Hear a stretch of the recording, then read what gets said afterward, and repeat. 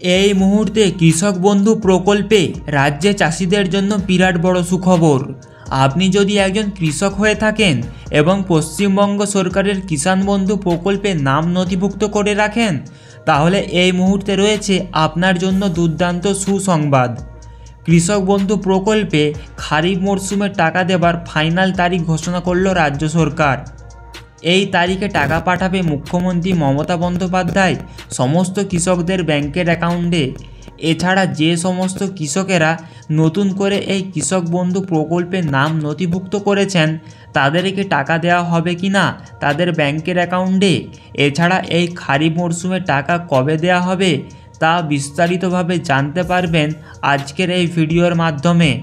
তাছাড়াও কৃষক বন্ধু প্রকল্প নিয়ে একটি সতর্কবার্তা দেওয়া হবে, তাই ভিডিওটি সম্পূর্ণ দেখুন।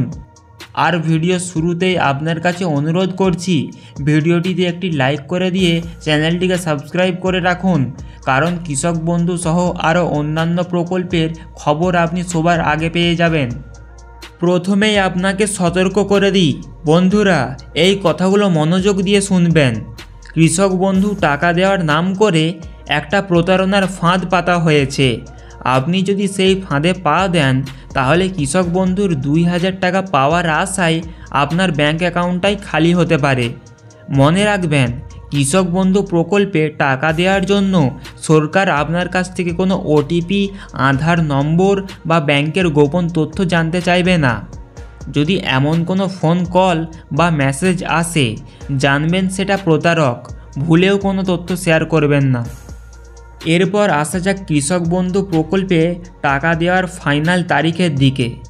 কৃষকদের জন্য বড় সুখবর, শীঘ্রই মিলতে চলেছে কৃষক বন্ধু প্রকল্পের টাকা। কৃষক বন্ধু প্রকল্প হলো এমন একটি প্রকল্প যার মাধ্যমে রাজ্য সরকার কৃষকদের কৃষিকাজের জন্যই আর্থিক সাহায্য করে থাকেন। কৃষক বন্ধু প্রকল্পে খারিফ মরশুমে টাকা কবে দেবে তা নিয়ে দীর্ঘদিন ধরে কৃষকদের মনে প্রশ্ন জেগেছিল।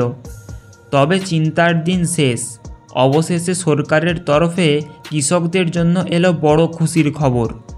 মুখ্যমন্ত্রী মমতা বন্দ্যোপাধ্যায় 2019 সালে কৃষক বন্ধু প্রকল্প চালু করেন। কৃষক বন্ধু প্রকল্পের মাধ্যমে কৃষকদের 4000 টাকা থেকে শুরু করে সর্বোচ্চ 10,000 টাকা পর্যন্ত কৃষকদের প্রতি বছর আর্থিক সাহায্য দিয়ে থাকে।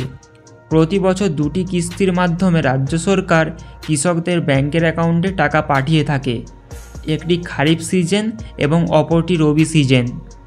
বছরে 6 মাস পর পর একটি করে কিস্তি 2000 টাকা ও 5000 টাকা সরাসরি কৃষকদের অ্যাকাউন্টে ঢোকে।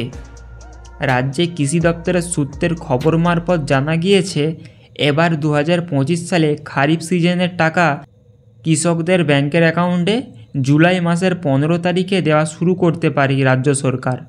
এবং কৃষি দপ্তরের তরফ থেকে এটাও জানা গিয়েছে সমস্ত কৃষকরা যেন তাদের ব্যাংকের অ্যাকাউন্টের সাথে KYC আপডেট সম্পূর্ণ করে রাখে, নয়তো টাকা ঢুকবে না ব্যাংকের অ্যাকাউন্টে।